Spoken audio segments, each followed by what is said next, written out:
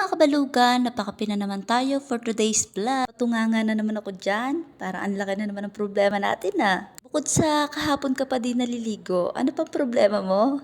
Habang iniisip ko kung anong naambag ko, ba't ako nandito sa abroad, panay kain lang naman ang pinapakialaman ko. Okay na pagkain na lang, kesa naman sa'yo, buhay ng iba, di ka ata masaya sa buhay mo, kaya gusto mong makijoin sa buhay ng iba na may buhay.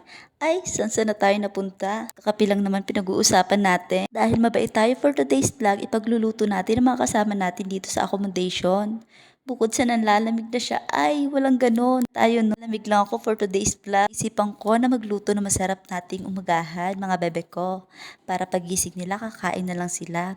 Kasi lagi na lang sila nagluluto. Kaya ngayon, ako naman para fair kumbaga. Pero maiba tayo, mga bebe ko. Minsan, yung akala mong unang susuporta sa'yo, yun pa yung mga taong walang bilib sa'yo. Pero kahit ganon, magpatuloy ka lang. Huwag kang susuko sa mga pangarap mo. Ay, ang drama ng bebe ko Nga pala, ang ulam namin for today, adobong atay.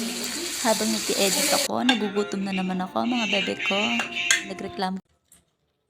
Kanino to? Ang kulay?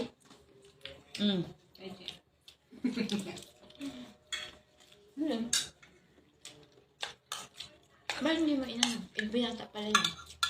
Thank you nga pala sa nagbigay ng tinapay sa amin. Kahit hindi naman talaga alam ng may-ari, gulat na gulat ako Tingnan niyo. Ano ba to? Ate Jo?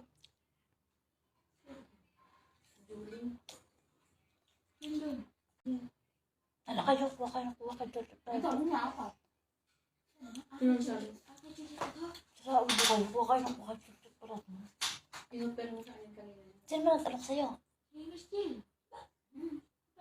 Kuha ka tag-isa mo. Thank you for watching guys. So ulitin ulit. Sana hindi kayo magsawa sa panonood ng vlog ko. Kahit minsan paulit-ulit na lang. Mahal ko kayo. Mwah.